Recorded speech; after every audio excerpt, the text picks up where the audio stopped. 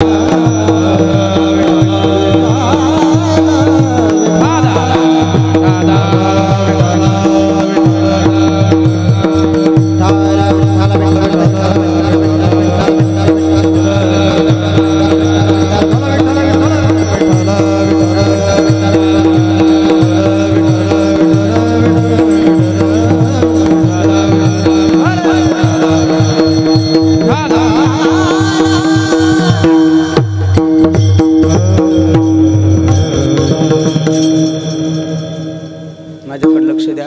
ठिकाणी बाबाजींचं पण आगमन झालेलं आहे. थोडा आवाज मोकळा करावा, प्रॉपर आवाज द्या मला तुम्ही. बघत हॅलो हॅलो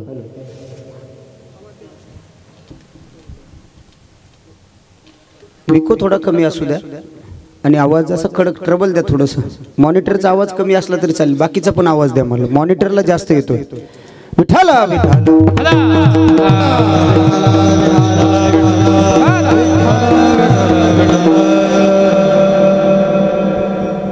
काल महाशिवरात्रीचा पर्व काळ झाला म्हणून आज अभंग सेवेसाठी निवडण्याचा योग आला. तसं पाहिलं तर या अभंगावर आपण अनेक कीर्तन ऐकले असतील. अनेक कीर्तनकाराच्या मुखातून या अभंगावर वेगवेगळ्या प्रकारचं चिंतन आपण ऐकलं असेल. परंतु माझं सद्भाग्य मला या ऐतिहासिक भूमीमध्ये कीर्तन सेवाचा एक लाभ मिळाला. खरं तर राष्ट्रसंत गाडगे महाराजांची साक्षात्कार भूमी म्हणून या भूमीचा उल्लेख केला जातो.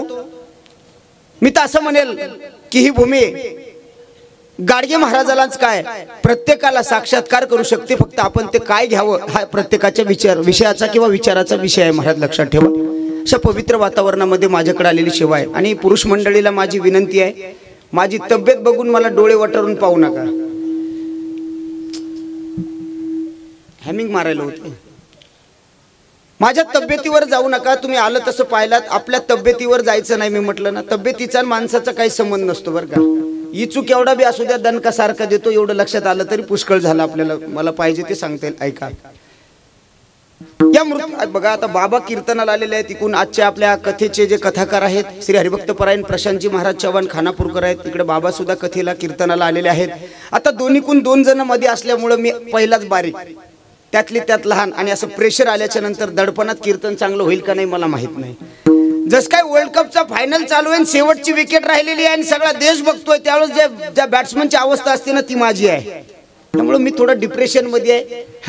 तरी मला अशी विनंती आहे किंवा मला अशी अपेक्षा आहे की ही दोघही जण माझ्यावर कृपादृष्टी ठेवतील. बाबाजी तर माझ्या पाठीमागं बसलेत, कारण मोठी माणसं पाठीमागं असले की केवढीही मोहीम फत्ते करता येते हे याच्यातून शिकवण मिळत असते. लक्षात ठेवा. विठाला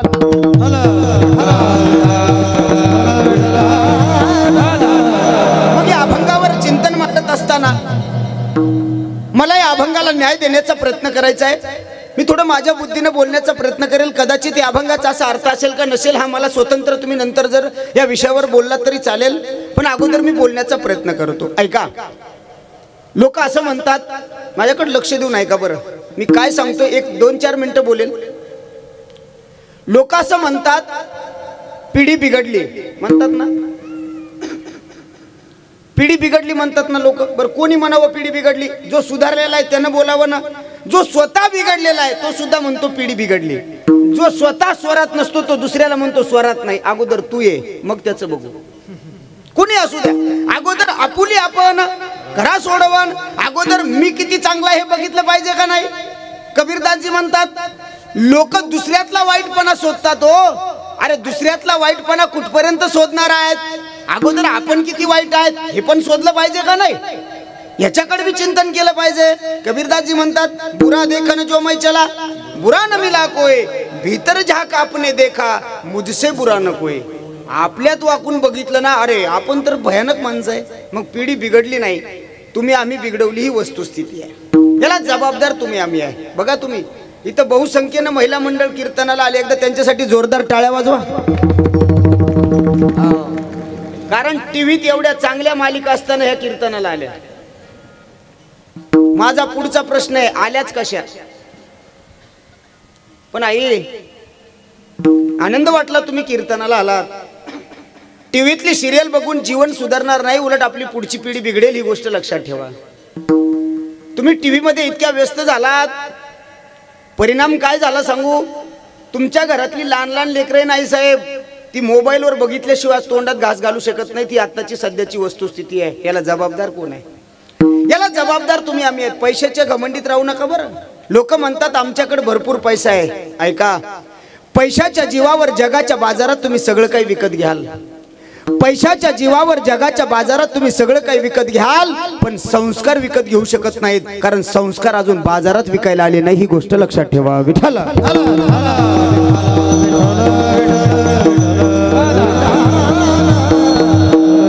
बघा, मी प्रॅक्टिकली दाखवतो. पिढी बिघडली का बिघडवली मी दाखवतो तुम्हाला. बघा, मला वाटतं कार्यक्रमाचं हे आपलं 3रं वर्ष आहे, बरोबर आहे. 3ऱ्या वर्षातली 2ऱ्या दिवसाची कीर्तन सेवा आहे. आता इतके कीर्तन कथा झाल्या, सांगा ना. बघा, ही छोटी छोटी मुलं कीर्तनाला आली. एकदा पुरो बैठे बैठे सावधान, असं टाळ्या वाजवा त्या लेकरासाठी एकदा.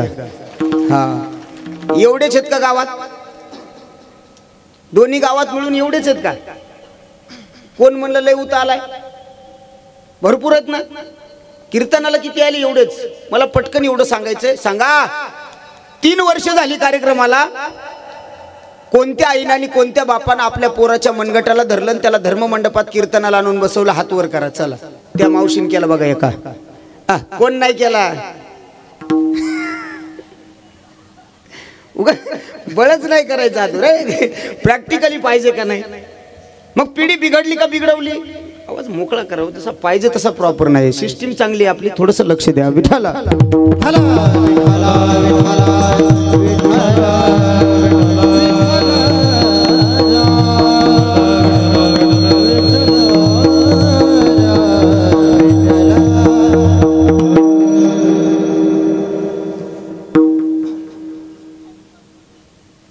संस्काराचं माहेरघर म्हणजे वारकरी संप्रदाय आहे. या वारकरी संप्रदायामध्ये आपल्याला अनेक प्रकारचे संस्कार आपल्या मुलावर लावता येतात. या संप्रदायाचं मोठेपण आहे. आपल्या मुलाला, ऐका बरं, माझ्याकडे लक्ष द्या. कदाचित तुम्हाला वाईट वाटेल, पण मी जे बोलेल त्याचं जर अनुकरण केलं तर आपल्या पुढच्या पिढीला त्याचा चांगल्या पद्धतीने फायदा होईल. दादा, ही गोष्ट लक्षात ठेवा. ऐका, आपली मुलं कीर्तनाला आणा. एका मावशीला म्हणलं, ताई तुम्ही तुमच्या लेकराला कीर्तनाला आणा. त्यावेळेस त्या मावशीने सांगितलं, महाराज त्याला कीर्तनाला आणायला त्याला का थोडं मॉनिटर पण असं फिरवा बरं. एकदा याला फिरवा इकडं.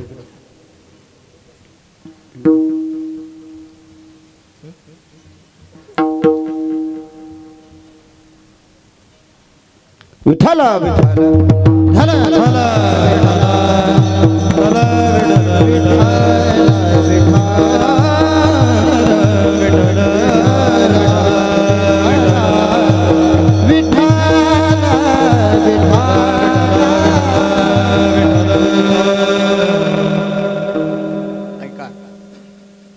आपली मुलं कीर्तनाला आणा, कथेला आणा. फायदा काय होईल? मी एका मावशीला म्हणलं, ताई तुम्ही तुमच्या लेकराला कीर्तनाला आणा. ती म्हणे, महाराज त्याला कीर्तनाला आणायला त्याला का कीर्तन कळतं का? आपल्याला तरी किती कळतं? याचंही आत्मचिंतन केलं पाहिजे का नाही? आपण किती कीर्तन ऐकतो? बरं, कीर्तन ऐकल्याच्या नंतर त्याचं अनुकरण किती करतो? बरं, अनुकरण किती करतो? याच्याही पुढे जाऊन त्याचं अनुसरण किती करतो? कारण काही लोक अनुकरण करतील, अनुसरण करणं अवघड आहे. अनुकरण म्हणजे काय? जसं आहे तसं दिसणं. अनुसरण म्हणजे जसं राहतो किंवा जसं वागतो तसं वागतो. संतांचं अनुकरण करता येईल. कशानं? संत जसे कपडे घालतात तसे घालता येतील. अनुकरण करता येईल. अनुसरण करण्यासाठी जीवनाचं सार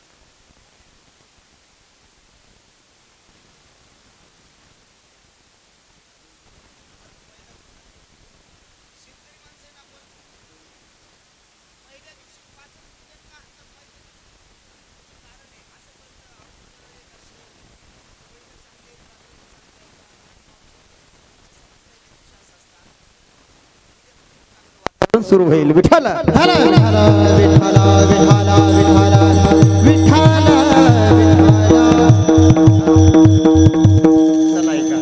मग जीवनामध्ये आपल्याला आपल्या जीवनाचं काहीतरी ध्येय असलं पाहिजे. लक्षात ठेवा, आपण जन्माला कशासाठी आलो आहे? या जन्माला येऊन आपण करायचंय काय? आपण करतोय काय? मला जायचंय कुठं आणि मी सध्या कुठं आहे याचं सुद्धा चिंतन झालं पाहिजे. जीवनाची परिपूर्णता कुठं आहे? भगवंताची प्राप्ती झाली की आपल्या देहाची परिपूर्णता आहे. ऐका, कारण जन्मलेला माणूस एक ना एक दिवस मरणार आहे. उपजते नाशे नाशे ते पुनरपी दिसे, हे घटिका यंत्र जैसे परिभ्रमेगा. उपजल्या पिंडा मरण सांगा, ती जन्म आले बाळ त्याची वाट पाहे का. महाराज मरण संघ आहे. मरणाला किती घाबरतो माणूस.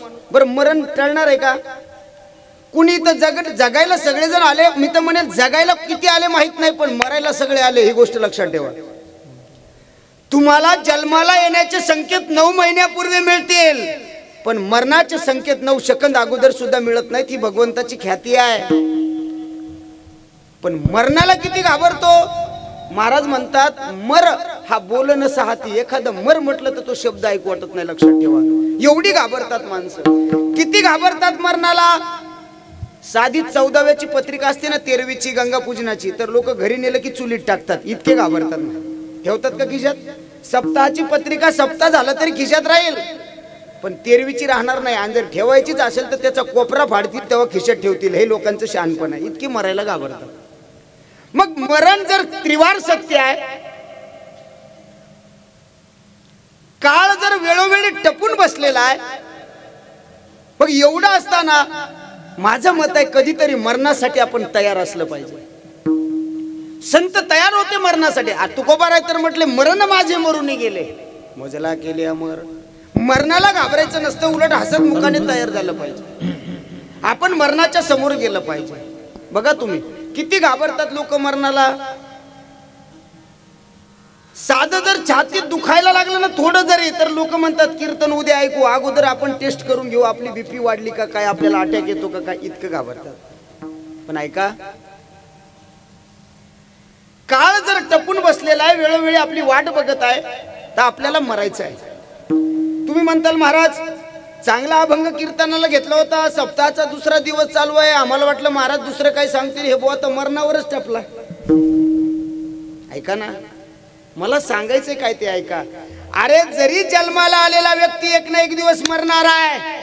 प्रत्येकाला जरी मरायचं असेल तर मरणाला कसं गेलं पाहिजे? भीतीनं नाही, खंबीरपणे मरणाच्या समोर उभं राहिलं पाहिजे. चल ये म्हटलं पाहिजे. कारण शत्रूला सुद्धा निधड्या छातीनं प्रतिकार करण्याची ताकद असली पाहिजे.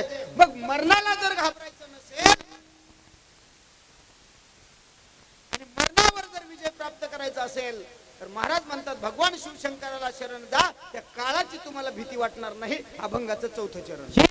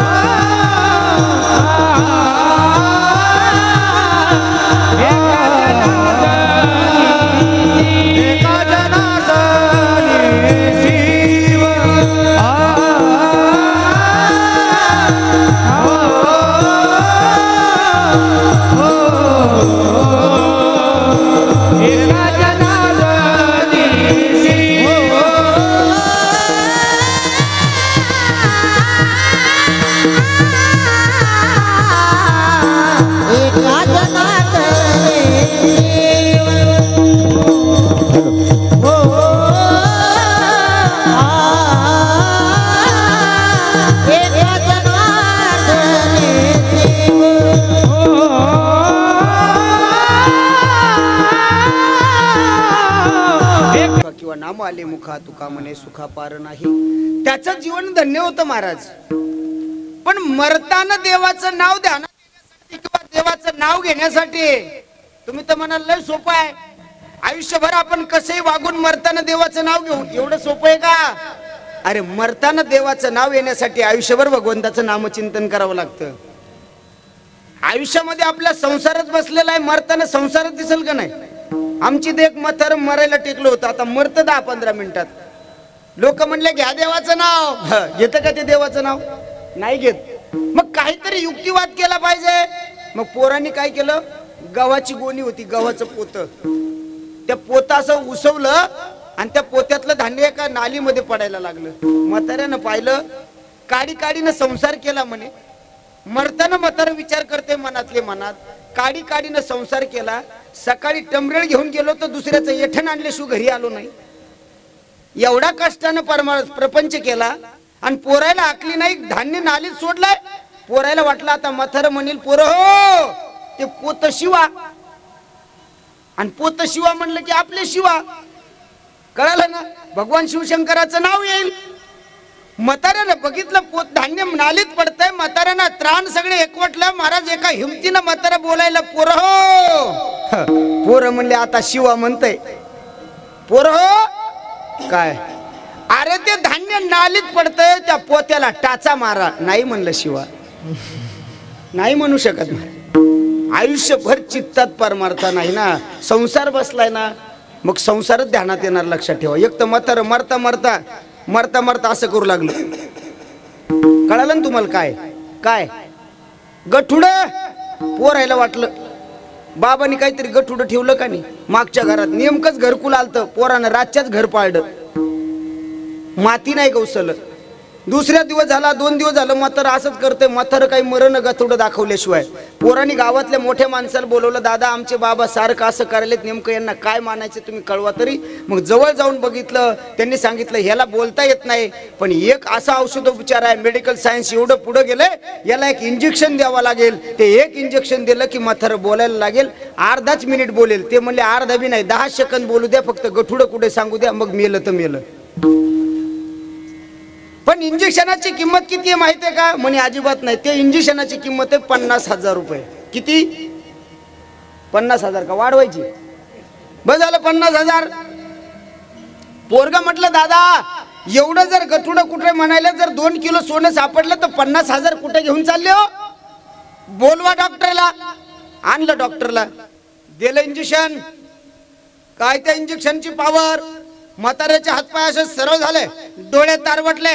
आता त्या इंजेक्शनाच्या पावरनं ते म्हातारं बोलणार आहे. म्हातारं जे सांगताय ना असं गठुडा कुठं आहे, म्हातारं पोराईकडे बघायला लागलं. पोरांनी कानामध्ये प्राण आणले, पोरं विचार करायला लागले आता बाबा कुठे गठुडं सांगतील. आणि म्हातारं बोलायला लागलं, पोर हो, पोर हो, आपली गहू चाळायची चाळणी पाठीमागच्या गल्लीतल्या रंगूबाईकडे बघा. केवढ्याला पडली चाळणी? 50ला नाही हो, 2.5 लाखाचं घरकुल पाड्याला विसरले का तुम्ही? हा 3 लाख, 3 लाखाला पडली. का संसार चित्तात आला? आयुष्यभर संसारच केला. मग आयुष्यभर संसार जरी केला असेल तर मरताना सुद्धा मरणाची भीती आपल्याला देवाचं नाव येईल का नाही याच्यासाठी आहे. पण आयुष्यामध्ये माझ्या भगवान शिवशंकराची भक्ती करा, माझ्या भोले बाबाला शरण जा. फायदा काय होईल? तुमच्या मरणाची भीती गेल्याशिवाय राहणार नाही, कारण त्यांची सामर्थ्य तेवढं आहे. निवारी कळी काळाचे भेव, ही ताकद माझ्या भगवान शिवशंकरात आहे. म्हणून एका जनार्दनी शिव, निवारी कळी काळाचे भेव. महाराज कळी काळाची भीती घालवण्याची ताकद भगवान शिवशंकरात आहे. पण अजून कोणतं सामर्थ्य आहे? महाराज म्हटले, अरे माझ्या भगवान शिवशंकराला तुम्ही प्रत्यक्ष बघा, 4ही पुरुषार्थ मिळाल्याशिवाय राहणार नाही. धर्म अर्थ काम मोक्ष, धर्म अर्थ काम मोक्ष, धर्म अर्थ काम मोक्ष, धर्म अर्थ काम मोक्ष, धर्म अर्थ काम मोक्ष.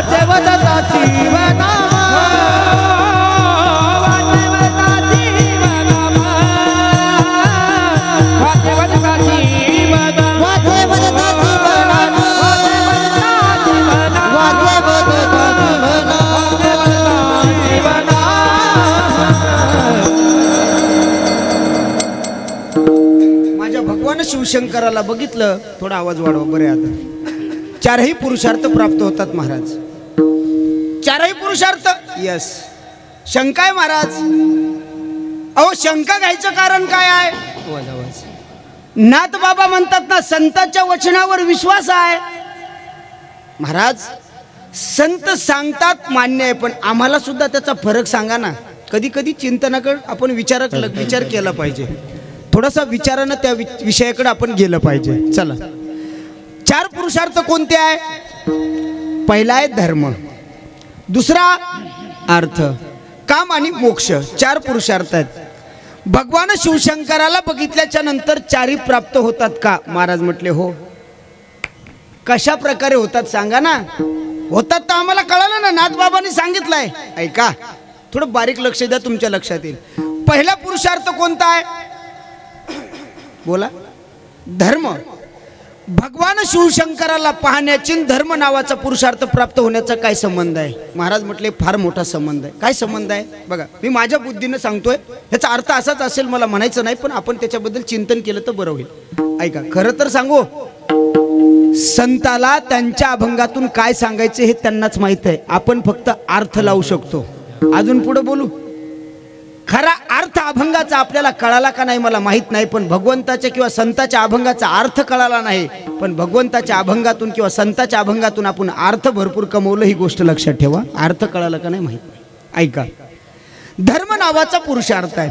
भगवान शिवशंकराला पाहिल्याच्या नंतर धर्म नावाचा पुरुषार्थ प्राप्त होतो का? महाराज म्हटले हो. कशा प्रकारे? महाराज म्हणतात, तुकोबर आहे म्हणतात. देव कोण आहे?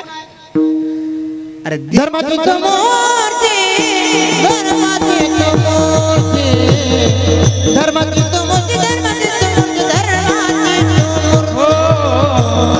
धर्माची मूर्ती, धर्माची मूर्ती, धर्माची मूर्ती, धर्माची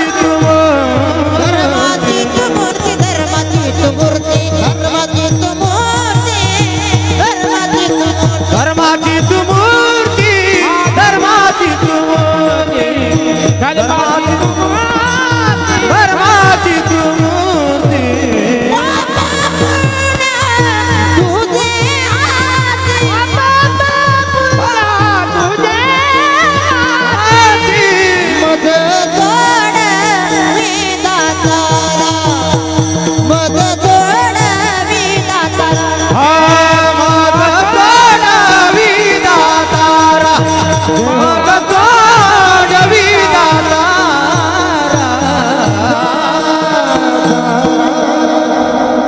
भगवंत कोण आहे? धर्माची तू मूर्ती.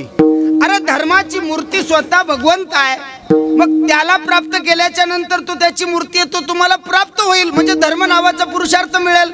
महाराज म्हटले हो, महाराज काय बोलता? तुकोबाराय हे कोणाला उद्देशून म्हटले होते? तुकोबाराय पांडुरंगाला उपदेशून म्हटलेले आहेत. मग पांडुरंग कोणाचा अवतार आहे? महाविष्णूचा अवतार आहे, विष्णूचा अवतार आहे. मग ते विष्णूला बोलले असतील, महादेवाचा काय संबंध आहे? महाराज म्हटले फार मोठा संबंध आहे. का? त्या दोघांमध्ये भेद नाही. हरिहरा नाही भेद नाही, नका करू, त्यांच्यात भेद नाहीये. चला, कळालं. स्वतः भगवंताची मूर्ती असल्या, धर्माची मूर्ती भगवंत असल्यामुळं ते प्राप्त झाले की ते महाराज धर्म प्राप्त होतो. कळालं. महाराज अर्थ काय संबंध आहे? अर्थ म्हणजे काय हो? अर्थ कळाला नाही तर बोलण्यात अर्थच नाही, लक्षात ठेवा. अर्थ म्हणजे पैसा, पैसा म्हणजे धन. हे धन कोणाच्या अधीन आहे?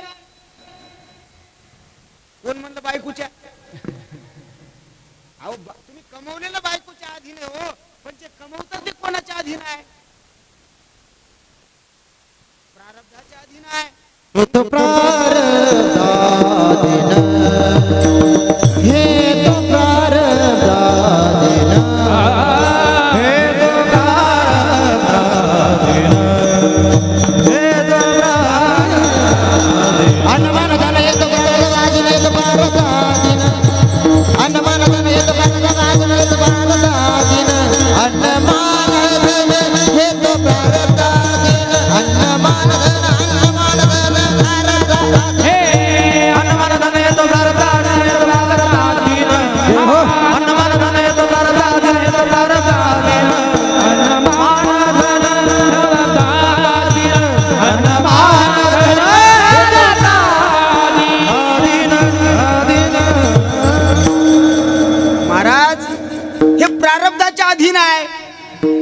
आणि प्रारब्ध देवाला सुद्धा चुकलं नाही. महाराज म्हटले देवाला चुकलं नाही, पण देवाची ज्याच्यावर कृपा होते त्याला चुकतं. बघा बरं, एका जनार्दनी भोग प्रारब्धाचा, पण हरिकृपे त्याचा.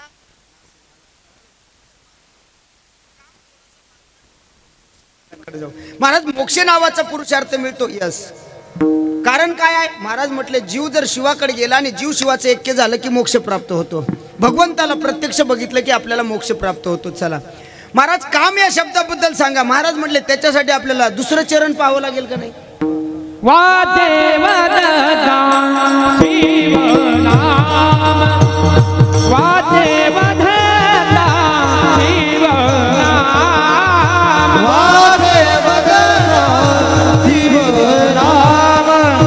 वाचे वदता शिवनाम,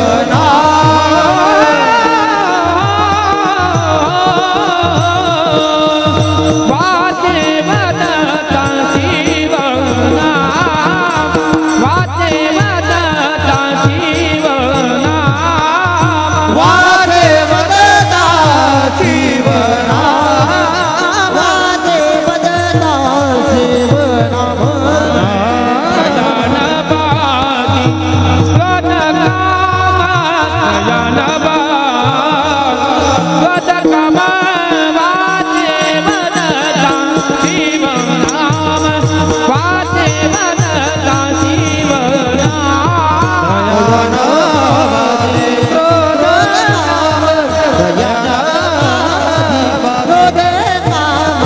वाचे वदता शिवनाम, वाचे वदता शिवनाम.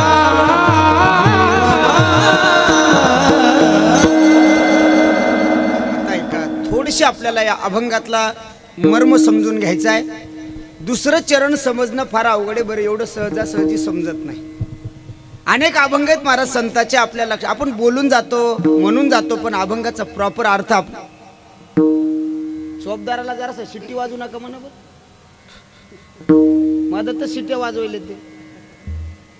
विठ्ठल विठ्ठल विठ्ठल विठ्ठल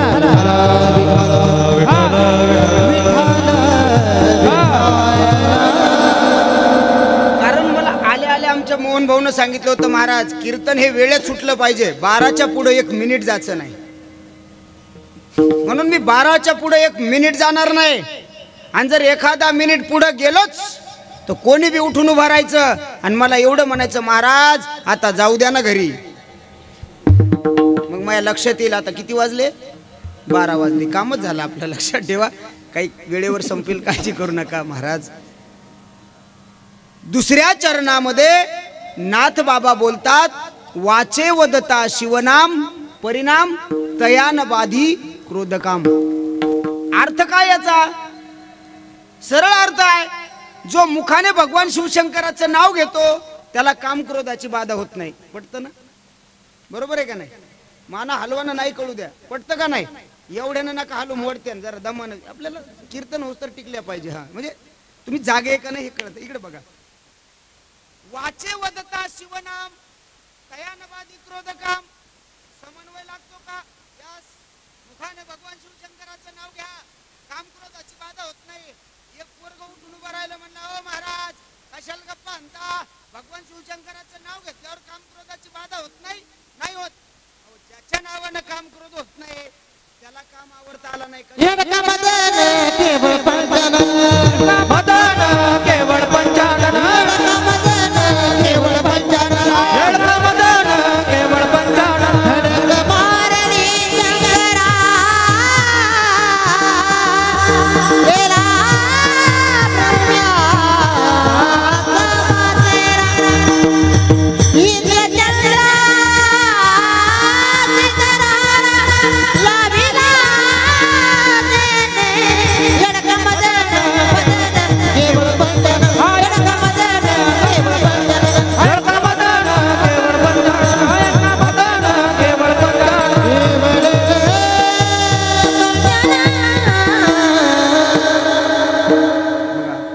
पुरावा मिळाला का नाही?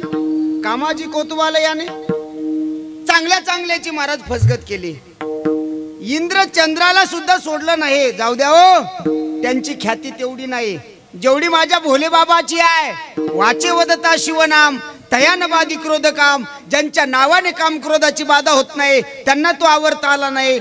जसं की माझ्या नावाने बाजारात दुकानदार उधार देतो, मी गेल्यावर तर चहा पाजून दिलं पाहिजे का नाही, पण का देत नाही याचं उत्तर कळालं पाहिजे. ऐका, महाराज म्हणतात वाचे वदता शिवनाम तयान बाधी क्रोध काम. त्याचा प्रॉपर अर्थ असा आहे, भगवान शिवशंकराला सुद्धा काम क्रोधाची बाधा झाली नसती जर त्यांनी त्यांचं नाव घेतलं असतं तर. भगवान शिवशंकरांनी स्वतःचं नाव घेतलं नाही. तुझ्या नामाचा महिमा तुझं न कळे मेघ श्यामा. देवाच्या नावाने दगड तरली महाराज, देवाच्या हाताने नाही तरली. अजून बोलो, देवापेक्षा देवाचं नाव श्रेष्ठ. काय त्याचं कारण आहे, देवाकडे द्वेत आहे नामात नाही. आपल्याला प्रमाण नाही घ्यायचं, देवाकडे द्वेत आहे नामात नाही. महाराज पुरावा द्या, घ्या पुरावा. देवाने काय केलं, भक्ता राखे पायापासी दुर्जनाशी संवारी. हा भेद आहे, पण नामात नाही. नाम कसं आहे, नाम चांगले चांगले. परिणाम काय झाला, कपी कुळ उद्धरिले मुक्त केले राक्षसा. अरे ज्या राक्षसाचा पराभव देवाने केला त्याला मोक्ष पदाला देण्याचं काम भगवंताची नामाने केलं. मग महाराज तो भगवंताचं नाम घेतलं ना की काम क्रोधाची बाधा होत नाही. आणि कामावर विजय प्राप्त करणं म्हणजे काम जिंकणं आहे, आणि काम जिंकणं म्हणजे काम नावाचा पुरुषार्थ प्राप्त करणं आहे. विठाला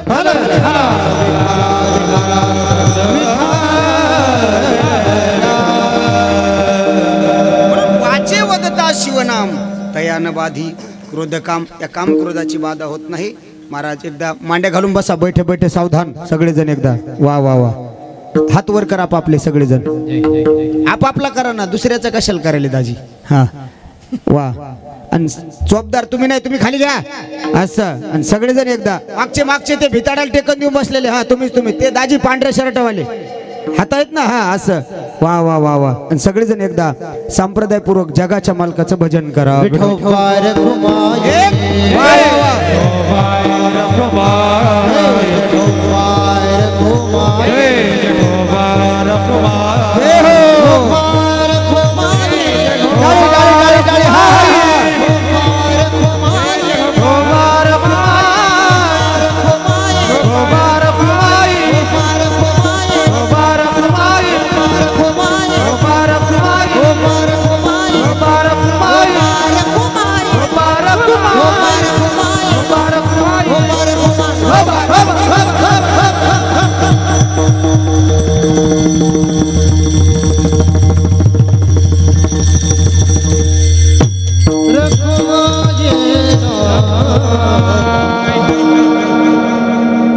या खाली हात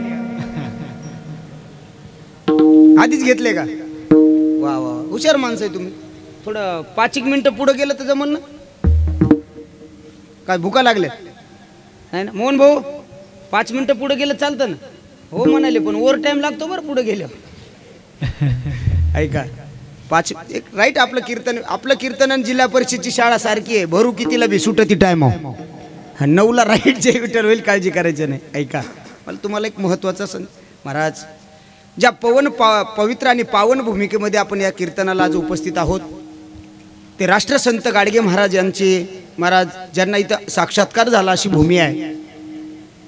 या भूमीनं एका अशा महामानवाला साक्षात्कार दिला की ज्यांच्या जन्मानं, ज्यांच्या साक्षात्कारानं लोकांच्या मनातली घाण सुद्धा साफ करण्याचं काम त्यांनी केलं. तुमच्या नजरेत सडक झाडली असेल, लोकांचं मन सुद्धा झाडण्याचं काम केलं आमच्या गाडगे महाराजांनी. माणसाच्या जगण्याच्या गरजा किती आहेत समाजाला दाखवून दिलं की एक पात्र जरी असेल ना, मातीचं मडकं गाडगं बी पूर्ण होतं का? अर्ध होतं. ते अर्ध मडकं काय करू शकतं? तुम्हाला खायला मदत करू शकतं, तुम्हाला ते प्यायला मदत करू शकतं, पाणी प्यायला मदत करू शकतं. आणि जर उन्हा पाण्याचा त्रास झाला तर डोक्यावर सावलीचं सुद्धा काम करू शकतं. एका पात्रामध्ये तुमचं आयुष्य जगू शकतात, ही शिकवण देण्याचं काम राष्ट्रसंत गाडगे महाराजांनी केलं. ही गोष्ट लक्षात ठेवा. अनेक प्रकारची शिकवण दिली महाराजांनी. अनिष्ट परंपरा, मी मुद्दाम लवकर थांबलोय कारण मला 10 मिनिटं बोलायचं आहे. अनेक इष्ट परंपरेला अनिष्ट परंपरेला छेद देऊन इष्ट परंपरा चालू ठेवण्याचं काम करा, ही शिकवण संत गाडगे महाराजांनी दिलं. लग्नामध्ये हजारो माजुरे जेव घालण्यापेक्षा 10 भुकेले जेव घाला, तुमच्या लेकीचं आयुष्य सुखात गेल्याशिवाय राहणार नाही, हे शिकवण देणारे राष्ट्रसंत गाडगे महाराज आहेत. आपण काही काही गोष्टी तर इतक्या भयानक पाळतो ना. तुमच्याकडे लग्नात बस्ता असतो का? बस्ता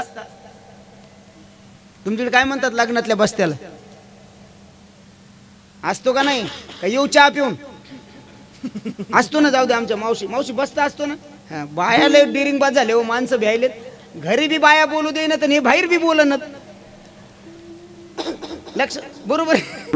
घरी तर बोलतच नाहीत, कारण घरी चलत नाही आणि बाहेर बोलत नाही. बोललं पाहिजे. ऐका, आपल्या कीर्तनात प्रश्नाचं उत्तर दिलं पाहिजे. उत्तर चुकलं सजा नाही, बरोबर आलं बक्षीस नाही.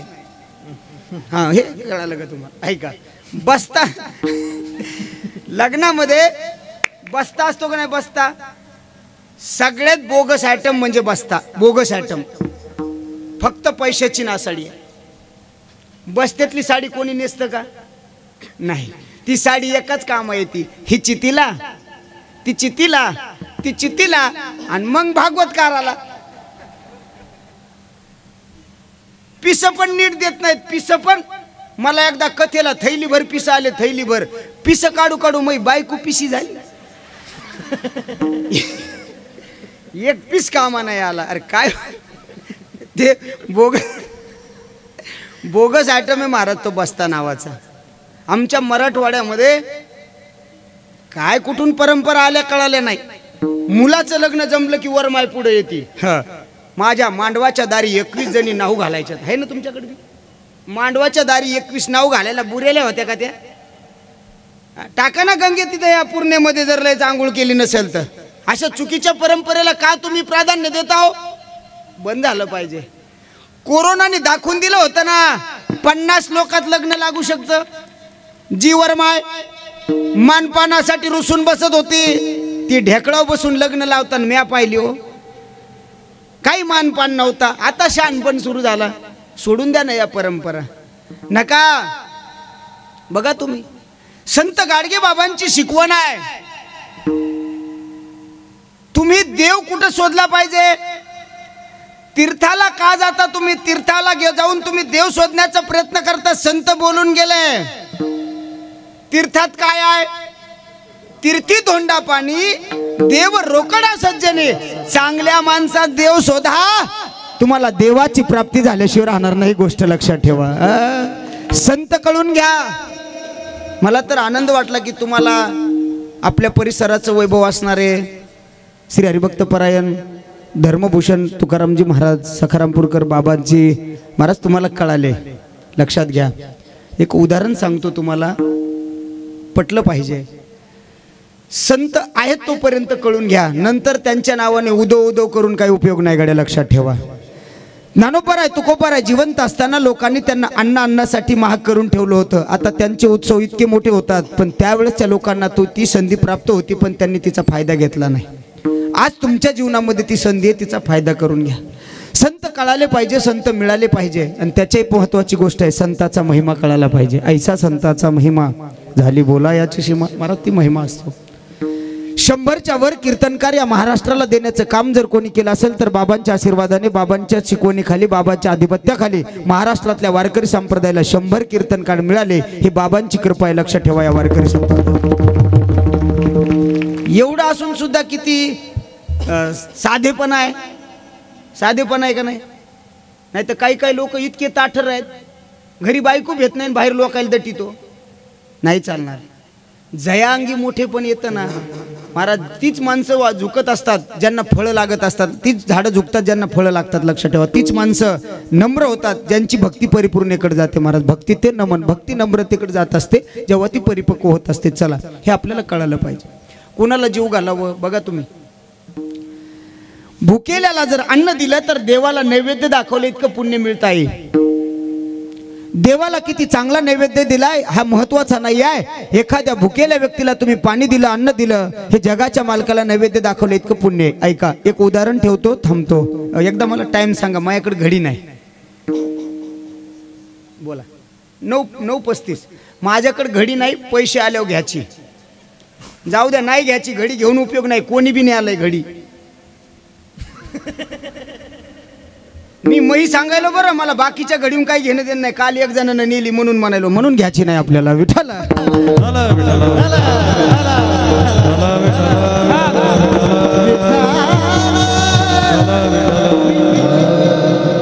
बरं झालं तुम्हाला कळालं नाही, ते बी आमचा मोठेपण आहे. ऐका, एक साधू होते. एक 5 मिनिटात उदाहरण ठेवतो. एक महात्मा वारकरी पंढरपूरला चालले होते. दरकोस दर मुक्काम जात होते. कोणाच्या इथं मुक्कामाला राहायचे, जेवण करायचे. महाराज सकाळी उठायचे, रस्त्याला लागायचे. एक श्रीमंत शाहूकाराच्या घरी मुक्काम राहिला. साधू एका मुक्कामाला घरी राहिले शाहूकाराच्या घरी. शाहूकाराने जेवण खावण दिलं. सकाळी साधू उठले आणि पंढरपूरच्या मार्गाने निघाले. त्या माणसाने सांगितलं शाहूकाराने, दादा पंढरपूरला जाताय, माझं एक काम करा. काय? पंढरपूर इथून जवळ आहे. हो. संध्याकाळच्याला पोहोचाल पांडुरंगाच्या देवळात. हो. रावळामध्ये गेल्याच्या नंतर पांडुरंगाचं दर्शन घ्याल ना, तेव्हा मी तुम्हाला माझ्या जवळचे 5 आंबे देतो. ते आंबे पांडुरंगाच्या चरणावर ठेवा. झोळीमध्ये 5 आंबे टाकले आणि वारकरी पंढरपूरला निघाले. पण चालता चालता रस्त्यामध्ये उशीर झाला, भूक लागली. जरी का होय संन्यासी, तरी माध्यान्नाशी तोंडवासी. वाटानं 2 आंबे खाल्ले, 3 पांडुरंगाच्या पायावर ठेवले आणि वारकरी निघून गेले. देव लय हुशार आहे. देव त्या शाहूकाराच्या स्वप्नात गेला. म्हणला, जळता जळण 2 आंबे मला देतो का? शाहूकारानं गड्याला बोलवलं. म्हणे, रात्री मुक्कामाला जो महाराज होता का, त्याला धरून आणा. तेवढ्या बाबतीत आपले लोक लय खतरनाक आहेत. उचल तंगडी करूनच आणला वारकरी. शाहूकार बोलला, का रे एवढा देवाचा भक्त तू, 5 आंबे दिले मोठेपणानं, 3 आंबे चोरून खातो, लाज वाटत नाही? वारकरी म्हणला, दादा जास्त बोलू नका, भूक लागली म्हणून 2च खाल्ले, 3 पांडुरंगाच्या पायावर ठेवले. पुन्हा खोटं बोलतो? मान्य कर, 3 खाल्ले. नाही 2च खाल्ले. अरे देवाने सांगितलं मला. देव खोटं बोलतो. वारकरी म्हणला, देव खोटं बोलतो. देव खोटं बोलत असतो का? नाही. देवाला बोलवलं देवाला. देवा, शाहूकार म्हणतो, देवा किती आंबे मिळाले? थोडा विकू द्या नॉर्मल. किती आंबे मिळाले? देव म्हणला, इमानदारीने सांगतो, 2च मिळाले. वारकरी म्हणला, हो देवा, आशान कोण विश्वास ठेवून तुमच्यावर? अरे मी माझ्या हाताने 3 ठेवले ना. देव म्हणला, वारकरी दादा, तुम्ही जे 2 खाल्ले ना, तेच मला मिळाले. 3 तर पुजारी घेऊन गेला. म्हणजे जे भुकेलेला दिल्या जातं ते जगाच्या मालकाला प्राप्त होतं. जे भुकेलेला दिल्या जातं ते जगाच्या मालकाला प्राप्त होतं. आणि जे मोठेपणा म्हणून मिरवल्या जातं ना, ते बाकीच्या लोकांना जातं, ते देवाला प्राप्त होत नाही. हे शिकवून देणारे राष्ट्रसंत गाडगे महाराज आहेत. ही गोष्ट लक्षात ठेवा. मग त्याचा आपण फॉलो केलं पाहिजे. धोंड्याच्या महिन्यात कोणाला कपडे करतात? बोला ना पटापट. कोणाला? जावयाला कपडे करतात. कोणी जावई शोध लावला? बरं किती करावं? आमच्या मराठवाड्यात तर लयच अवघड आहे. अख्खं घरच घेऊन जाते धोंड्यात कपडे करायला. अख्ख्या घराला नेत असतात का? परिस्थिती बघितली पाहिजे का नाही? काय येड्याचा बाजार आहे. काही जण तर अंगठी करा म्हणते सासऱ्याला. मी पण गेलो होतो, पण त्याला सासरा बी तितका खतरनाक लागतो. जावई किती खतरनाक आहे. मला बी सासरा आहे ना, मी बी काय संन्याशी थोडाच आहे. बोलवलं सासऱ्यानं, या म्हणे महाराज. गेलो, पण मी रामराम असा नाही घातला. हा, मी 12 गावचं पाणी पिणार माणूस आहे. मी असा रामराम घातला. राम राम. कळालं तुम्हाला? काय पाहिजे मला? अंगठी पाहिजे. सासरा लगेच गाडीवर बसला आणि तालुक्याला गेला. तालुक्याला गेल्याच्या नंतर 1 तासामध्ये सासरा परत आला आणि खिशात हात घातला. माझ्या तर डोळ्यातूनच पाणी आलं. किती बी हलकी करू द्या, 5 ग्रामच्या कमी बसत नाही. मी डोळे झाकले. म्हणलं आता अंगठी बोटात घातल्यावर डोळे उघडायचे. मी डोळे झाकले आणि डोळे उघडून बघतो तर काय, सासऱ्यानं अंगठी नाही, खरुजीचा मलम लावला.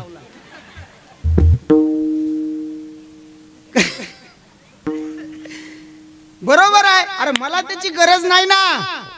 नको त्या गोष्टीचा, नको त्या माणसाला देण्याचा प्रयत्न करताय, ते देवाला प्राप्त होत नाही. मग जे आवश्यक आहे त्याला द्या. भुकेला द्यावे अन्न, द्रव्य पात्र विचारून. ज्याला जेवणाची गरज आहे त्याला जेवू घाला.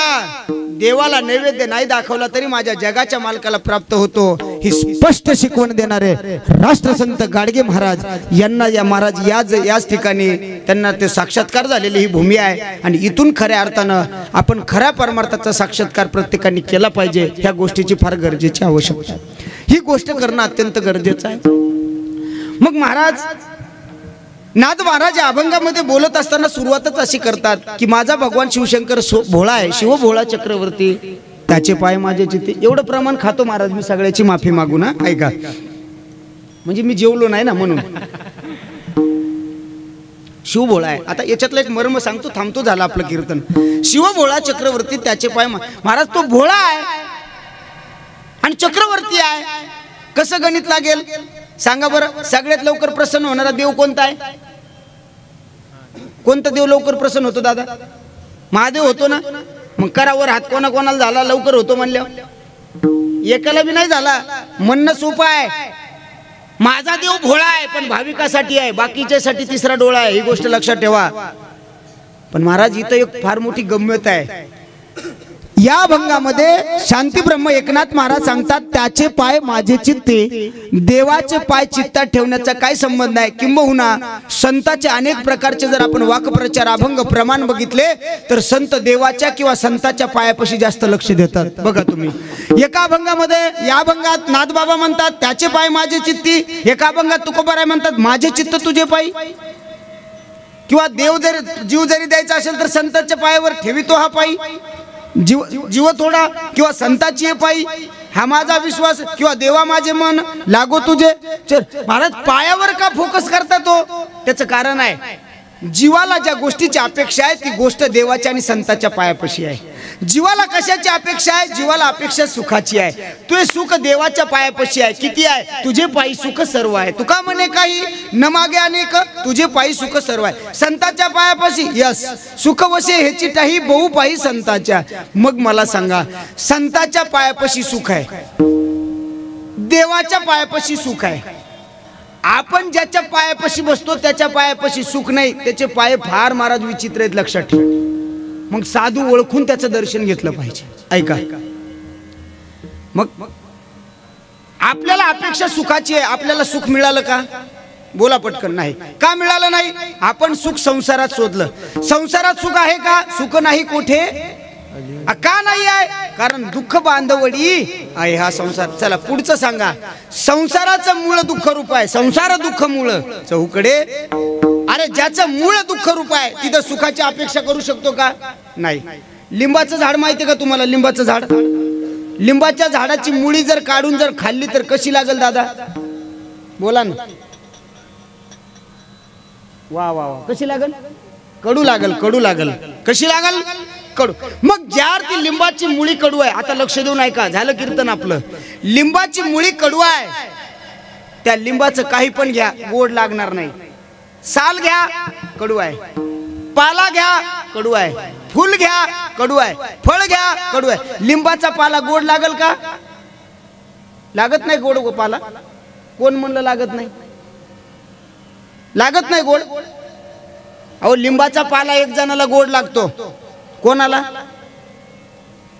मावशीला माहिती. इकडे कोणाला लागतो आजी? बोला बोला. लागतो का ना एक जणाला गोड? कोणाला? बोला ना. का जाऊ येऊ चहा पिऊन? ए बस आली बस. हा, कोणाला गोड लागतो? ज्याला वा वा माहित असून तुम्ही असे मखेवानी काऊन बसायले हो? सांगा ना खणकून. ज्याला साप चावला म्हणण्यापेक्षा ज्याला विष बाधा झाली त्याला तो पाला कसा लागतो? गोड लागतो. मग कसं म्हणता पाला कडू आहे? पाला कडू आहे पण सर्वसामान्य जीवाला, पण ज्याला विषाची बाधा झाली त्याला तर गोड आहे. मग तसा संसार हा दुःख रूप आहे, पण काही लोकांना गोड लागतो. कोणाला गोड लागतो? अरे जसं ज्याला विषाची बाधा झाली त्याला लिंबाचा पाला गोड लागतो, तसं ज्याला विषयाची बाधा झाली त्याला संसार गोड लागतो. विषय विषयांचा पडी पाडू, गोड परमार्थ लागे कडू. कडू विषय तो गोडू जीवाशी झाला. असं समजावं. याला विषयाची बाधा झाली, ज्याला संसार गोड लागायला लागला, असं समजावं चांगल्या मांत्रिकाची गरज आहे. साप चावला की चांगल्या मांत्रिकाची गरज लागते. मग जसं सापाचा उतारी जर खतरनाक असेल तर कसाही साप असेल तर त्याचं विष उतरतं, तसं संसाराची विषयाची विषबाधा झाली की मांत्रिक पॉवरफुल लागतो. ज्ञानोबाराय तुकोबाराय सारखा, संत गाडगे महाराजांसारखा मांत्रिक आपल्याला मिळाला की संसारामध्ये विषयाची बाधा झालेली ती बाधा निघून जाते आणि संसार सुखमय झाल्याशिवाय राहत नाही. म्हणून आपला परमार्थ सुखकर करायचा असेल तर विषयाची बाधा आपल्याला बाजूला काढावी लागेल. म्हणून महाराज ते चित्तात आपल्या पाय ठेवण्याचं काम करतात. शिवभोळा चक्रवर्ती त्याचे पाय माझे चित्ती, वाचे वदता शिवनाम तयान बाधी क्रोधकाम. महाराज आपण आपल्या जीवनामध्ये यानं त्या प्रकारे आपण भगवंताची सेवा करतो, परमार्थ करतो. कधी कधी आपल्या अपेक्षा नसताना सुद्धा चुकीचे कामं होत असतात. आपण दुसऱ्याच्या बोलण्यावरून आपण समाजाचा प्रतिक्रिया व्यक्त करत असतो किंवा कोणीतरी काहीतरी म्हणतं म्हणून आपण त्या व्यक्तीविषयी ती भावना ठेवतो. माझं मत आहे कोण काय म्हणतं याच्यावरून कोणाची किंमत ठरवत जाऊ नका. तुम्ही प्रॅक्टिकल तो माणूस कसा आहे हे बघितलं पाहिजे. ऐका, एक संपलं आपलं कीर्तन. 1-2 मिनिटं, थोडा उशीर जास्त करणार नाही. माझं वेळेत संपवायचं फार महत्वाचं माझं मत असतं. ऐका, तुमची नजर व्यवस्थित ठेवा, दुसऱ्याच्या बोलण्यावर लक्ष देऊ नका. घरामध्ये कलह फक्त दुसऱ्यामुळे होतो. काही काही बाया तर पेशल दुसऱ्याची तर चहा प्यायला जाऊन भांडण लावतात. असं नका करू आई. दुसऱ्याच्या संसारात भांडण लावण्यात तुम्हाला जर आनंद मिळत असेल तर माझ्याकडून लिहून घ्या. भविष्यात तुम्हाला कधी आनंद मिळणार नाही, ही गोष्ट लक्षात ठेवा. जैशी करणी वैशी भरणी. जसं कराल तसं भरावं लागेल, तसं फेडावं लागेल. या गोष्टीकडे तुम्ही लक्ष दिलं पाहिजे. चांगलं वागलात तर चांगलं मिळेल. केले कर्म झाले त्याची भोगा आले, उपजले मेले ऐसे किती, याच्याकडे तुम्ही कॉन्सन्ट्रेट केलं पाहिजे. आपण आपल्या घरामधल्या सुखामुळे दुसऱ्याच्या घरी भांडण लावतो. हे एक अजून नवीन ग्रहण मला अजून कळालं नाही. बघा, आता थोडंसं विषयांतर करतो अजून. मुलाचं लग्न झालं की लोक एवढे भांडे देतात ना मुलीला. पसारा आता जुन्या काळात नव्हता बाबा, आपल्या काळात होता का पसारा? आमच्या काळात एवढं नव्हतं. आमचा काळ लय चांगला होता. आता लय निघाला महाराज. काय देत नाहीत, एवढा पसारा देतात की त्या पोराच्या घरात पसारा बसत नाही. आमच्या गावात एका पोराला इतके भांडे आले, कपाट त्याच्या घरात जाईन. मग पोराने पत्तर काढून वरून कपाट मधात घातलं. ते कपाट बी एवढं होतं, पत्राच्या वर इतकं आलं. मग काय करावं? मग खड्डं खांदून मधात टाकलं, दार उघडणं, एवढी पंचायत झाली. अरे त्याची लायकी आहे का तेवढं तर बघा ना. काय द्यावं काय नाही द्यावं. मुलीच्या लग्नात किती वस्तू दिल्या म्हणून मुलगी सुखात राहत नाही. मग निर्व्यसने आणि शेती करणाऱ्या मुलाला तुमची मुलगी द्या, तुमची मुलगी आयुष्यभर सुखात राहिल्याशिवाय राहणार नाही. गोष्ट लक्षात ठेवा. निर्व्यसने आणि शेती करणार आज देईनच महाराज. शेतकऱ्याच्या पोराला पोरगी द्यायला लोक तयार नाहीत. का देत नाहीत काही कळलं नाही. शेतकरी सुद्धा शेतकऱ्याला देत नाही, कारण पोरीच्या लग्नाची जिम्मेदारी आता पोरीच्या माईनं घेतली. ज्याची पोरगी लग्नाला आली ती बाईला लय डिमांड आलं महाराज. आता ती नवऱ्याला तर बोलूच देईना. तुम्ही तर बोलूच नका. ते म्हणला मी एरीच कुठं बोलतो. लगेच बायोडाटा तयार असतो. अपेक्षा काय आहे? अपेक्षा एकच आहे, मुलाला 8 लाखाचं पॅकेज असलं पाहिजे. बर. त्याचा पुण्याला फ्लॅट असला पाहिजे. बर. आणि त्याच्या घरामध्ये त्याचे आई वडील काय म्हणले? नाही, काही बी कसे म्हणाले. कोण म्हणले नसले पाहिजे? असले पाहिजे. असले पाहिजे.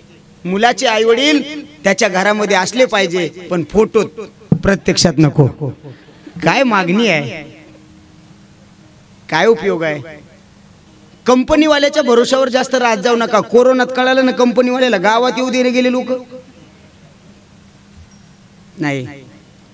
शेतकरी सुखी केव्हा होतो? जेव्हा तो जातीय शेती करतो. माझं वाक्य ऐका बरं, थोडं कडू वाटेल. स्वतः शेती करा ना. आपण शेतमालक झालो दादा, शेतकरी राहिलो नाही. धुऱ्यावरून शेती होत नसते, लक्षात ठेवा.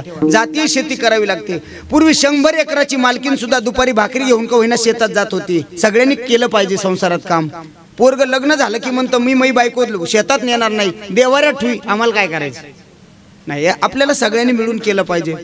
मग शेती करत असताना, संसार करत असताना कुठल्याही गोष्टी डोळसपणे आपण त्या केल्या पाहिजे. त्याच्यासाठी फार महत्वाची गोष्ट आहे. लोकांच्या घरात भांडण लावणे, लोकांच्या बद्दल विचार करू नका. तुम्ही अगोदर प्रत्यक्ष तो माणूस कसा याची चाचपणी करा. मी एकदा आमच्या शेलूला एक डॉक्टर आहेत, डोळ्याचे डॉक्टर आहेत प्रतिष्ठित. त्यांचं आणि माझं शेताला शेत आहे, मी त्यांना भेटायला गेलो. हे उदाहरण ऐका आणि घरी घेऊन जा. तुम्हाला ह्या उदाहरणाची प्रचिती वेळोवेळी आल्याशिवाय राहणार नाही. ऐका. मी त्या डॉक्टरला भेटायला गेलो. डॉक्टर साहेब या महाराज. आलो. पेशंट नव्हते. डॉक्टर म्हणले महाराज बसा ना खुर्चीवर तपासायला. आता फुकट म्हणल्यावर मी म्हणलं जाऊ द्या. मी बी बसलो डोळे तपासायला. आता डोळे तपासताना डॉक्टर काय करतो, एक बिगर काचाची फ्रेम असते बघा, ती अशी डोळ्याला लावतो. बरोबर आहे का नाही? तुम्हाला याच्यामुळे विचारलं तुम्हाला चष्मा लागलाय म्हणून ती अशी लावलेली असते आणि त्याच्यामध्ये काच टाकतात की कोणता काच मॅच होतो. असंच आहे ना? डॉक्टरनं ती फ्रेम डोळ्याला लावली. समोरच्या बोर्डावर काही शब्द होते, काही अक्षर होते. डॉक्टरनं सांगितलं महाराज मी काच टाकतो, तुम्ही कोणत्या काचातून स्पष्ट दिसतं याचं उत्तर द्या, म्हणजे असं कळेल की हा काच तुम्हाला मॅच होतो. यस. पहिला काच टाकला. कसं दिसतंय? मी म्हटलं अंधक दिसतंय. डॉक्टर म्हणला याला हा काच मॅच होत नाही.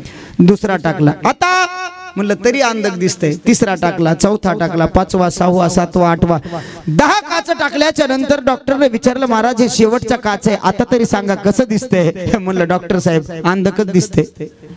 डॉक्टरला असा राग आला, त्यांनी काचच नाही टाकला. म्हणलं आता? म्हणलं लयच नंबर 1 दिसतंय. डॉक्टर म्हणला महाराज मग याच्यातून काय शिकलात? मी म्हणलं याच्यातून एकच शिकलो, बिगर काचाच्या चष्म्यातून लय चांगलं दिसतंय. डॉक्टर म्हणला मग काहीच नाही शिकलात. मग पुढचं ऐका हो महाराज. डॉक्टर बोलतोय महाराज जेव्हा केव्हा दुसऱ्याच्या काचातून समोरच्याकडे बघताल तेव्हा तुम्हाला ते अंधकच दिसेल, पण स्वतःच्या नजरेने बघाल तर स्पष्ट आणि स्वच्छ दिसेल. ही गोष्ट लक्षात ठेवा. लोक काय म्हणतात त्याच्यावरून तुम्ही कोणाचं अनुमान प्रमाण लावायचं नाही. जोपर्यंत प्रत्यक्ष लोक स्वतःच्या स्वार्थापुरता आपला किंवा त्याचा वापर करतात, त्याचं महत्व दाखवून देतात, हे आपल्याला करायचं नाही. आणि दुनियामध्ये सगळ्यात मोठा रोग कोणता असेल? इस दुनिया में सबसे बडा रोग क्या कहेंगे लोग. लोक काय म्हणतात ते बघू नका. समाधानाने जगा, समाधानाने वागा, आपल्या पुढच्या पिढीला संस्कार देण्याचं काम करा. मी तर जीवनामध्ये समाधानी बाप त्यालाच म्हणेल. मी तर जीवनामध्ये समाधानी बाप त्यालाच म्हणेल ज्याचं पोरग निर्व्यसनी आणि संस्कारित आहे. त्याच्यासारखा भाग्यवान बाप अजून जगात जन्माला यायचा. ही गोष्ट लक्षात ठेवा. पैशाच्या घमेंडीत राहू नका. संपत्ती कमवण्यासाठी वेळ खर्च करण्यापेक्षा संपत्ती कमवणारी संतती निर्माण करा. तुम्हाला काहीच करायची गरज पडणार नाही दादा. ही गोष्ट लक्षात ठेवा. पूत सपूत तो क्यू धन संचय और पूत कपूत तो क्यू धन संचय. या गोष्टीकडे लक्ष ठेवा. ही काळाची गरज आहे. म्हणून पैठणी निवासी शांतीब्रह्म एकनाथ महाराजांचा शिवभोळा चक्रवर्ती त्याचे पाय माझे चित्ती या अभंगावर बोलण्याचा प्रयत्न केला. या अभंगाचा असाच अर्थ माझा मुळीच आग्रह नाही. जे काही बालबुद्धीला पटलं ते सांगण्याचा प्रयत्न केला. चुकीचं आला असेल माझ्या वाणीचा दोष समजा. बरोबर आला असेल गुरुवारी वैकुंठवासी हरिभक्त परायण नथुराम महाराज केळकर बाबाजींची कृपा, त्यांच्या कृपा आशीर्वादांना बोलण्याचं धाडस केलं. चुकला असेल वाणीचा दोष समजा. मस्तक हे पायावरी या वारकरी संतांच्या, आपल्या बाबाजींच्याच वारकरी शिक्षण संस्थेतली ही मुलं आहेत. बरोबर आहे? बाबाजींचा शिष्य परिवार. चला ही छोटी छोटी मुलं बघितलं ना, बघा ना ते किती गोड लेकरू आहे. वा वा वा. त्याच्यासाठी टाळ्या वाजवा एकदा. त्याला नेऊ का माया संघ? येतो का माया संघ? नाही चल ना. नाही म्हणाले लेकरू. ऐका किती गोड लेकरू आहे महाराज. असं लेकरू पाहिलं की इथल्या प्रत्येक आईला वाटतं माझंही लेकरू निघाव गाणार, पण ते निघतं. मी म्हणलोच नाही बरं, हेच म्हणालेत कुठून काही बी. आपण चांगलं सांगणार होतो. गोड मस्तक हे पायावरी या वारकरी संतांच्या. एक बोलतो आपली मुलं वारकरी शिक्षण संस्थेत टाका दादा. का? भविष्यात ती मोठा गायक व्हावी, वादक व्हावा, कीर्तनकार व्हावा, कथाकार व्हावा म्हणून नाही. मग आपली मुलं भविष्यात गायक, वादक, कीर्तनकार, कथाकार व्हावे म्हणून तुम्ही वारकरी शिक्षण संस्थेत नाही टाकले तरी चालतील, पण ती भविष्यात ढाब्यावर दिसणार नाहीत. म्हणून वारकरी शिक्षण संस्थेत टाका. ही काळाची गरज आहे. संस्काराचं माहेर घर म्हणजे माझा वारकरी संप्रदाय आहे. त्या वारकरी संप्रदायाची ही अनुयायी मस्तक हे पायावरी या वारकरी संतांच्या. त्यामध्ये ज्यांनी चाल म्हणली ते महाराज आहेत. माझ्यासोबत आलेले आमच्या परभणी जिल्ह्याची गायन कोकिळा म्हणून ज्यांची ख्याती आहे असे श्री हरिभक्त परायण माऊली महाराज खवणे आहेत. त्यांना धन्यवाद. श्री महाराज आहेत. महाराज मला आवडले राव चोपदार तुमचे. वा वा काय रुबाबदार गडी आहे. क्या बात आहे. वा छातीच फुगिली मामनत. नाही तर आमच्या गावात एक चोपदार माया माग उभा राहतं, मी काही बी सांगितलं वा वा क्या बात आहे, मग गुळ उचलून खाते. पण यांचं तसं नाही. त्यांना धन्यवाद. ज्यांनी दोय हाताने मृदंग वाजवला असे मृदंग महामेरू महाराजांना सुद्धा द्यावे तितके धन्यवाद. त्याचबरोबर आपल्या परिसराचं भूषण, धर्माचं भूषण असणारे बाबाजी कीर्तनाला येऊन बसले. त्यांच्या मनाचा मोठेपणा आहे, त्यांना सुद्धा त्यांच्या चरणावर त्या ठिकाणी महाराज कोटी कोटी प्रणाम. त्याचबरोबर लातूर जिल्ह्याचे कथाव्यास असणारे सुखवाणी भास्कर श्री हरिभक्त परायण, माझे परमस्नेही परमादरणीय परम मित्र श्री हरिभक्त परायण प्रशांतजी महाराज चव्हाण खानापूरकर, बाबाजींची कथा या ठिकाणी चालू आहे आणि तेही कथेला येत आहेत. एकदा जोरदार टाळ्या झाल्या पाहिजे, त्यांना सुद्धा खूप खूप धन्यवाद. त्याचबरोबर साऊंड सिस्टीम ज्यांची आहे, काय नाव आहे आपल्या सिस्टीमचं? हा, जोरात सांगा. वायुनंदन. आवाज कमी असला तर तुमचा जोरात पाहिजे, याचा धकत असतं. वायुनंदन साऊंड सिस्टीम खूप गोड. याचं नाव टाका ना दादा. वारनेसचा डबा आहे का गावात? मी चांगले टाकतो पण त्याचे 1,500 वेगळे घेत असतो. नाव टाका. काय झालं, आमची इथं कीर्तन चालून एक जणांना चालू कीर्तनात पंखा बंद केला. मी म्हणलं ए पंखा लाव. ते म्हणला कस काय लाव, म्या दिलाय. अरे म्हणलं तो दिल्यावर पंखा काय बंद करत असतात का? ते म्हणला मग चालू करत असतात का? म्हणला चालू केलं मग नाव दिसतं का त्याच्यावर? पंख्यावर नाव टाकलं ते ना. तुम्ही टाका, लोकांना दिसलं पाहिजे. वा. आणि अजून एक बोलतो, तुम्हाला राग येत नाही ना? नाही येऊ देऊ नका. आम्हाला सव असते, विको द्या, बेस द्या, ट्रबल द्या, इतकाचे म्हणायचं नाही. ले तुम्ही कटाळा आला की बटनाला हात लावायचे. हे कटाळून म्हणतो बरं. त्याचं कारण आहे, माझ्याकडे पिठाची गिरणी आहे. तुमच्याकडे गिरणीला काय म्हणते? गिरणीत ना पिठाची गिरणी आहे. किती बारीक दळून द्या, महिला मंडळीचं समाधानच होत नाही. महाराज अजून बारीक. इतकंच म्हणलं की दुसऱ्याच्या गिरणीत डबा जात असतो. मग मी नुसतं चाकाला हात लावत असतो, फिरतच नाही. कस काय? बरं आहे का? हा बरं आहे, फिरलत नाही. फायदा होत असतो, एवढं तुम्ही समजून घ्या. त्याचबरोबर या ठिकाणी ज्यांचं यूट्यूब चॅनल आहे, असे स्वरगुंजन यूट्यूब चॅनल ज्याचे लाखो सबस्क्रायबर आहेत आणि महाराष्ट्रामध्ये वारकरी संप्रदायामध्ये कोणताही कीर्तनकार बिनधास्त ज्याच्यावर आपलं कीर्तन त्या ठिकाणी रेकॉर्डिंग करण्याची अनुमती देतं ते एकमेव चॅनल म्हणजे महाराज स्वरगुंजन वारकरी चॅनल. एखादा शब्द अनावधानाने चुकून गेला तर तो शब्द कशा पद्धतीने स्किप करायचा याचं नॉलेज असणार आहे. हे वारकरी स्वरगुंजन वारकरी चॅनल आहे. त्या चॅनलचे मालक आमचे माझे लहान बंधू आहेत निळकंठ महाराज काष्टे, त्यांना सुद्धा धन्यवाद. ज्यांनी या धर्ममंडपातून कीर्तन ऐकलं तुम्हाला दंडवत. ज्यानं जागा असून सुद्धा त्या भिताडाच्या कडीने ऐकलं तुम्हाला साष्टांग दंडवत. आणि ज्यानं घरून पाड्या पाड्या ऐकलं त्याला तर घालीन लोटांगण करतो. कारण त्यानं कीर्तन चालून ऐकलं, चालून म्हणजे रग पांघरून ऐकलं, त्याला तर घालीन लोटांगण करतो. आणि झालेली सेवा भगवान शिवशंकराच्या चरणी, राष्ट्रसंत गाडगे बाबांच्या चरणी समर्पित करून सेवेला याच ठिकाणी पूर्णविराम. ज्ञानेश्वर